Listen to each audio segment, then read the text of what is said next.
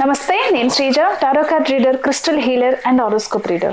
ఈ ఎపిసోడ్స్లో మనం ద్వాదశ రాశులకి సంబంధించిన అందరికీ కూడా అన్ని రాశులకి టారో కార్డ్ ప్రెడిక్షన్స్ ద్వారా ఎలా ఉండబోతుందో చూద్దాము. అలాగే మీలో ఎవరికైనా సరే టారో కార్డ్ రీడింగ్ కోర్స్ కానివ్వండి, క్రిస్టల్ హీలింగ్ కానివ్వండి, learning about crystal, switch word therapy, manifestation techniques కానివ్వండి, ఇలా ఎవరైనా నేర్చుకోవాలనుకుంటే స్క్రీన్ మీద కనిపిస్తున్న నెంబర్స్కి కాల్ చేసి మీరు క్లాసెస్కి సంబంధించిన వివరాలు అడిగి తెలుసుకోవచ్చు. అలాగే క్లాసెస్కి రిజిస్ట్రేషన్ చేసుకోవచ్చు. దాంతోపాటుగా ఎవరైనా సరే certified and natural non heated gem stones కావాలనుకున్నా, క్రిస్టల్స్ కావాలనుకున్నా, క్రిస్టల్ బీడ్స్ కానివ్వండి, జెమ్ స్టోన్ జ్యువెలరీకి సంబంధించిన ఐటమ్స్ కానివ్వండి, మనకు కావాలనుకున్నా కానీ ఇదే నెంబర్ మీద సంప్రదించవచ్చు.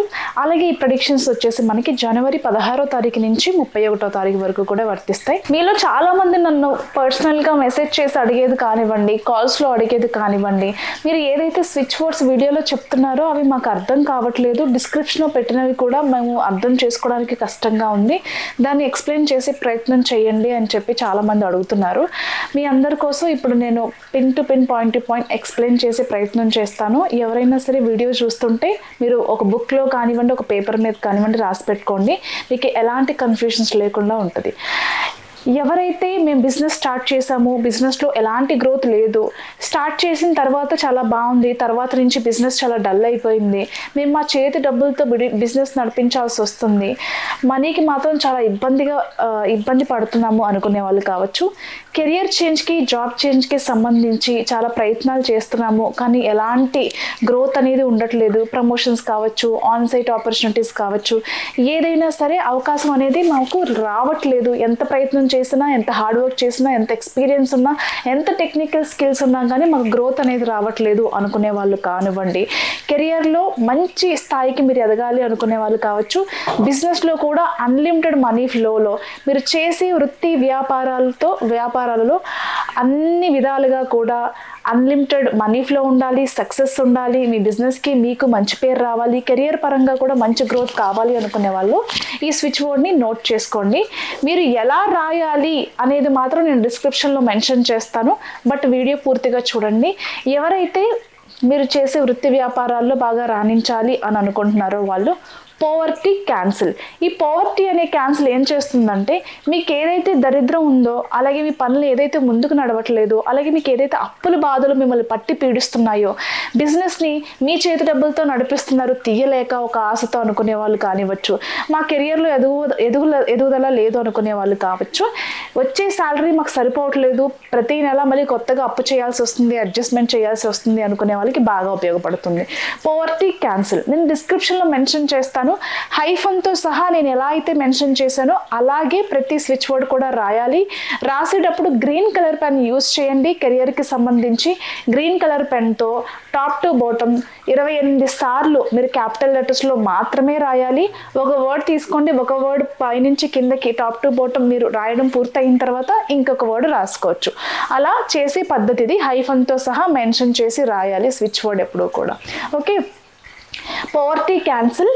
అలాగే రెడిక్యులస్ చార్మ్ అనేది ఏం చేస్తుందంటే, మీకు బిజినెస్లో ఎవరికైనా ప్రమోషన్స్ ఆగిపోతుంటే కనుక, లేదు మాకు కెరియర్లో ఎలాంటి గ్రోత్ లేదు అనుకునే వాళ్ళకి, బిజినెస్లో ఎలాంటి గ్రోత్ లేదు అనుకునే వాళ్ళకి బాగా ఉపయోగపడుతుంది. అలాగే ఫైండ్ డివైన్, మీకు అన్లిమిటెడ్ మనీ ఫ్లోకి ఫైండ్ డివైన్ అనేది యూస్ అవుతుంది. టుగెదర్ ఫైండ్ డివైన్ కౌంట్ అనేది together find divine count on. ఈ వర్డ్ వచ్చేసి వచ్చిన డబ్బులు మీరు రైట్ టైంలో ఎక్కడ ఇన్వెస్ట్ చేయాలో, మీకు డబ్బు అనేది వృధాగా ఖర్చు కాకుండా మీకు హెల్ప్ అవుతుంది అనమాట.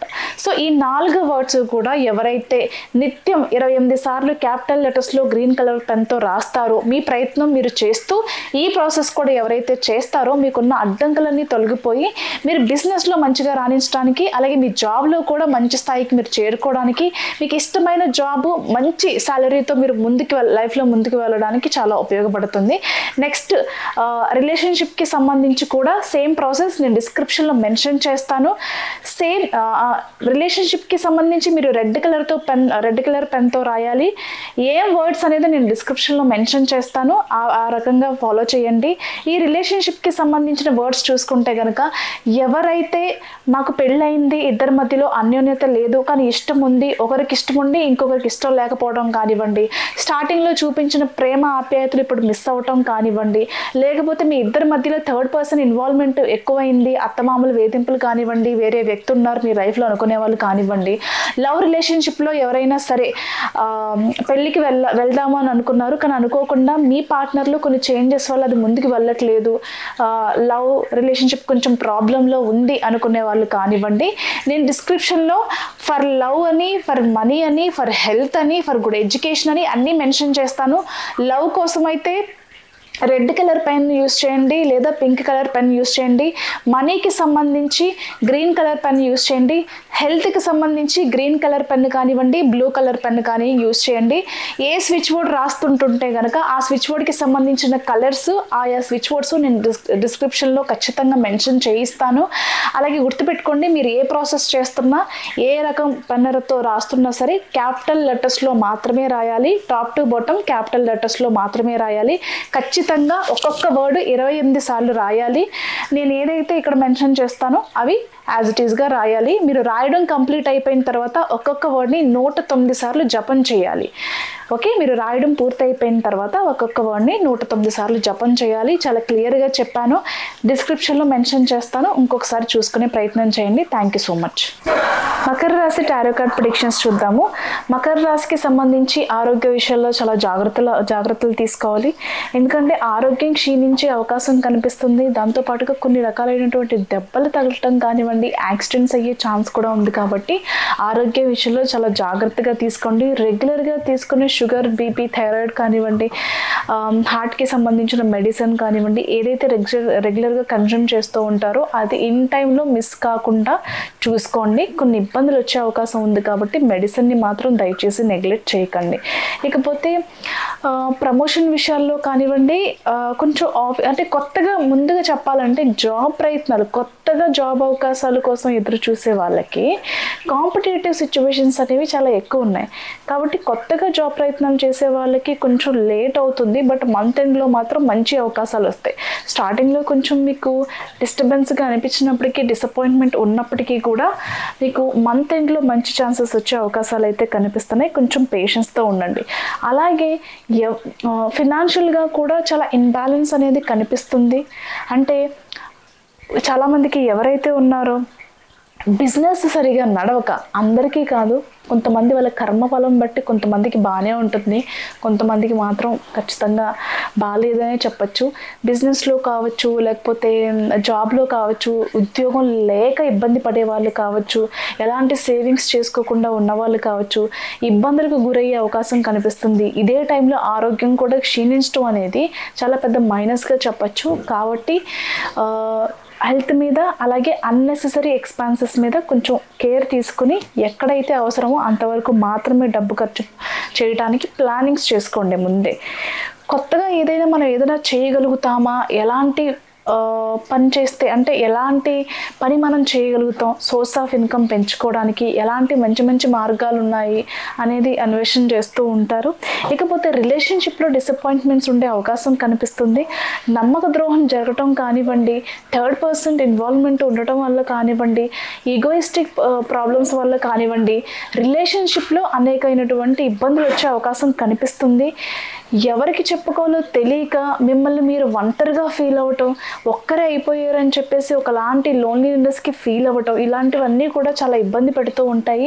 ఎక్కడికైనా దూరంగా వెళ్ళాలి అని చెప్పేసి కొద్ది రోజులు ఎక్కడికైనా వెళ్ళొస్తే మేబీ మైండ్ ఏమైనా మారుతుందేమో, ప్రశాంతంగా ఉండగలుగుతానేమో అని చెప్పేసి కొంతమంది కొన్ని యోగా అండ్ మెడిటేషన్ రిట్రీట్ సెంటర్స్కి వెళ్ళటం కానివ్వండి, కొంతమంది స్పిరిచువల్ టూర్స్కి, ట్రిప్స్కి వెళ్ళటం కానివ్వండి చేస్తూ ఉంటారు. ఖచ్చితంగా వీటి వల్ల మీకు మంచి జరుగుతుంది, తప్పకుండా వెళ్ళిరండి. ఇకపోతే ప్రమోషన్ కోసం ఆడవాళ్ళు ఎవరైతే ఎదురు చూస్తున్నారో వారందరికీ కూడా చాలా శుభంగా ఉందని చెప్పచ్చు. ఆడవాళ్ళకి మాత్రం ప్రమోషన్ విషయంలో చాలా అనుకూలంగా ఉండబోతుంది. ఇంతకుముందు చెప్పుకున్నట్టు మంత్ ఎండింగ్లో జాబ్ పరంగా కొన్ని మంచి పరిణామాలు ఎదురవబోతున్నాయి. మంత్ ఎండ్కి వచ్చేసరికి అంటే మీకు 25వ తారీఖు నుంచి 31వ తారీఖు వరకు కూడా ఎవరికైతే promotion, salary increment, onsite opportunities కోసం ఎదురు చేసే వాళ్ళు ఉన్నారో, అలాగే జాబ్ చేంజ్, కెరియర్ చేంజ్ కోసం చూసే వాళ్ళు ఉన్నారు, ఖచ్చితంగా శుభవార్తలు వింటారు. అలాగే పెళ్ళిళ్ళకి సంబంధించి వచ్చే మాసంలో ఎవరికైతే పెళ్ళిళ్ళు ఉన్నాయో దానికి సంబంధించిన డిస్కషన్స్ కానివ్వండి, ప్లానింగ్స్ కానివ్వండి చేసుకునే అవకాశం కనిపిస్తుంది. అలాగే ఎక్కడి నుంచైనా మీకు డబ్బు రావాల్సి ఉంటే అది కూడా ఇన్ టైంలో చేతికి అందుతుంది. దాంతోపాటుగా బ్యాంక్ లోన్స్ ట్రై చేసే వాళ్ళకు కూడా శుభవార్త అందుకునే అవకాశం ఉంది. All the best.